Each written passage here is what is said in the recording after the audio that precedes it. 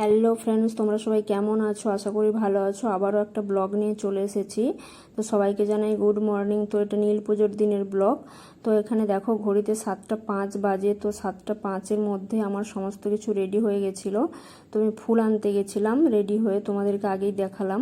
তারপর ফুল নিয়ে চলে এসেছিলাম, আর ফলটা আগের দিনই কিনে রেখেছিলাম। যেহেতু আজকে আমার ইউনিভার্সিটি রয়েছে, সেই জন্য আমি খুব তাড়াতাড়ি পুজোটা করে নিয়েছিলাম। মন্দিরে যাওয়ার সুযোগ হয়নি, না হলে দেরি হয়ে যাবে। 10টার মধ্যে ইউনিভার্সিটিতে আমাদের পৌঁছতে হয়।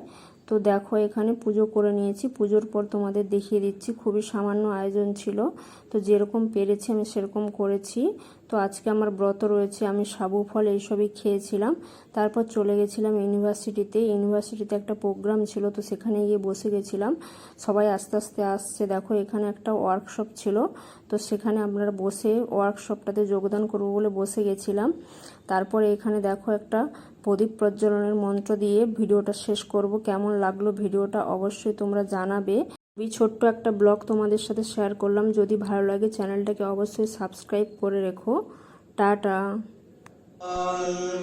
सहस्राशीर्षा पुरुष सहस्राक्ष सहस्रपाद सभोमिग्गो सर्वतस्पृत्वात्यातिष्ठद्दशाङ्गुलम् पुरुष एवेदग्गो सर्वं यद्भूतं यच्च भाव्यम् उताम्रो तत्त्वस्य सा नो यदन्ने